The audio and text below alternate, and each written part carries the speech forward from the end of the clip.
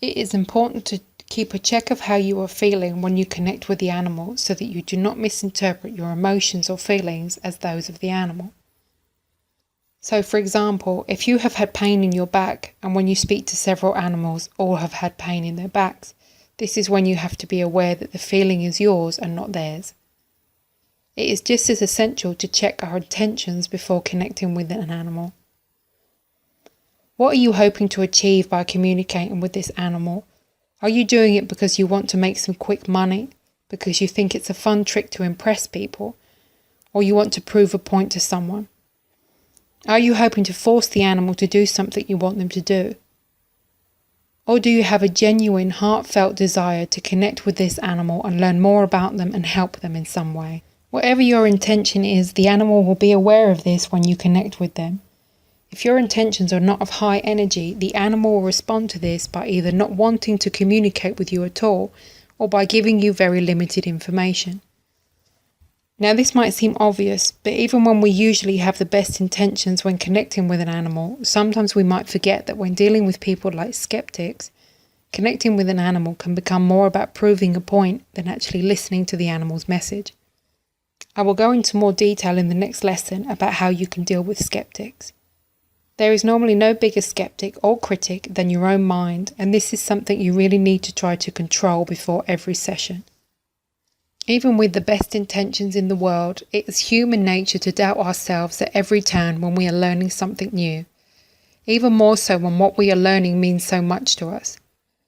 When you are checking in with yourself before a session, make sure to remind yourself of the successes you have had in the past and how your communications have touched the lives of both animals and people you have done sessions for. It's so easy to allow any negative comments or setbacks to affect us deeply. As a result, we self-sabotage our communications when we go into them filled with doubt. This has been one of the biggest obstacles for me personally. I can do 100 successful communications in a row and still have doubt before a session because that's the way I am. If I allow it, I can convince myself that the entire communication will be wrong, even if all my others have been accurate. This is a trick of the ego, and the best way to overcome this is to replace the negative thoughts with positive ones. As soon as I start to feel anxious about a communication, I will remind myself of the specific cases I can remember when my communications have been very well received by the owner, or I've made a huge difference in an animal or person's life. It doesn't take too long when you start to think this way to shift your doubts away and leave you feeling ready and excited for the communication.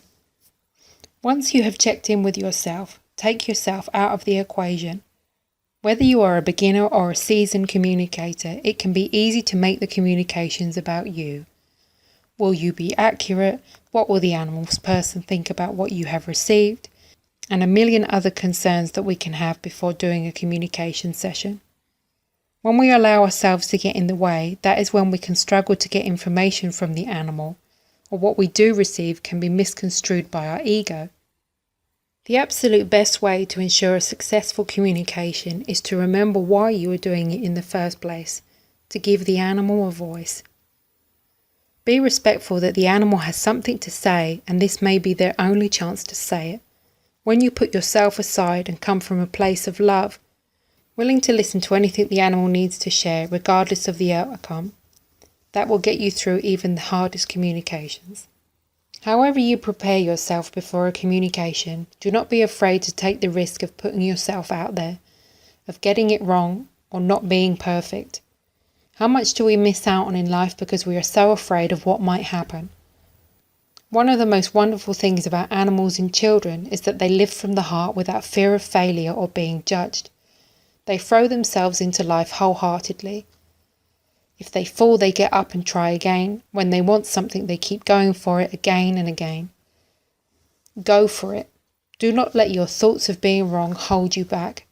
Don't let yourself make excuses. When we view something as either a success or a failure, we put a lot of pressure on ourselves. Instead, view your attempts as practice and experience, no matter what the outcome. This practice will make you a great communicator. If you want it deep in your heart, then go for it and keep going until you make it happen.